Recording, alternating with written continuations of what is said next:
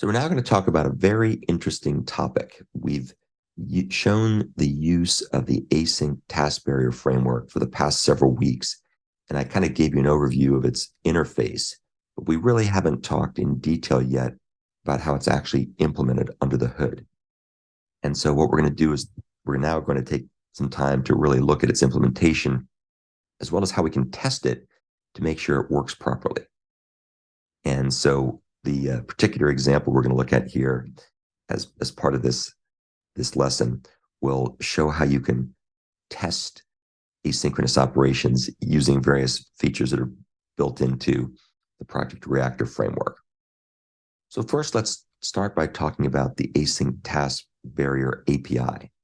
So the API, which I excerpt here in this UML diagram, shows how to register, unregister, and either synchronously or asynchronously run tasks. So it's got some methods that are used to register and unregister tasks. And you can see that these tasks are passed in as suppliers to tasks that return monos to void. Remember, we have monos to void so that we're able to have the AsyncTaskBarrier wait for the completion of the asynchronous task when they finish. The tasks themselves are stored in a list of tasks, a list of suppliers to monos to voids. And it also, of course, provides a method that runs all the registered tasks, either synchronously or asynchronously, depending on how the tasks behave. And you can see that that method returns a mono to a long, which indicates how many of the tasks completed successfully. Now, this method, this run tasks method, does not block. So when you call it, you either need to do it in a way where you can wait reactively on it, or you need to be able to call the block operation. So I typically, in my examples here, use the block operation so the calling thread doesn't exit until all the asynchronous tasks that were registered with AsyncTaskBarrier actually complete. So how can we apply this in practice? Well, we're going to take a look at the tests that are part of the EX4 project. And these will show you how the AsyncTaskBarrier features work in practice. So here we are back in the EX4 project. Again, this case study we looked at earlier, but this time we're going to focus on the tests folder. So you can see that there's a main folder under source, and there's a test folder under source. We're going to look at the test folder. And inside this, we have a test class, which is called AsyncTaskBarrier Tests. And we're going to have a whole bunch of methods that are in this particular class. And you'll see what we're going to do here is we're going to go ahead and run all of these tests. And this is kind of fun because the way that tests work, when you have a test class, you annotate the test with the @test annotation. And so that means that this particular method will be called automatically when the test is run. And what this method does is it goes ahead and it creates supplier variables that are going to return monos to voids. And then we're going to register a bunch of methods via their method references to these variables. And I'll show you why we do that in a second. And we'll also walk through these various methods. Once we've done this, we then go ahead and register all those method references with the AsyncTaskBarrier itself. And most of the time, we're going to register them via these local variables. In this case, we're going to register the method reference directly, just for some variation. We then go ahead and run all the tasks, block, waiting for things to finish, and then we do some assertions. We expect that only 3 of these 6 tests actually complete successfully.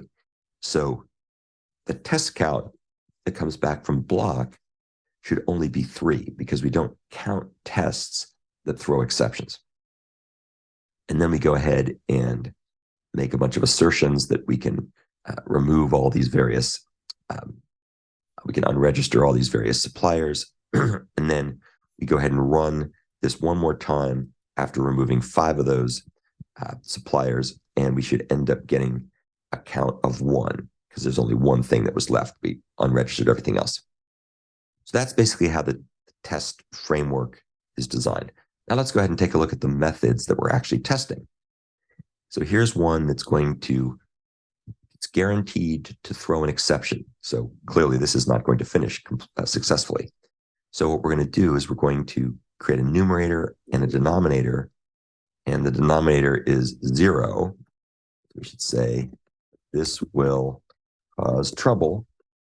And then we go ahead and create a little mono chain where we're going to divide n, the numerator, by the denominator, which is 0. And of course, that's going to fail horribly.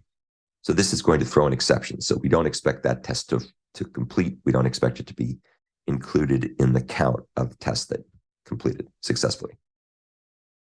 Notice, however, this test runs synchronously. So as you can see, it's going to run in the calling thread. This test does exactly the same thing. So this will still cause trouble. The difference being that this time we're going to run the test asynchronously. So we're going to subscribe it to run in a single thread in the background.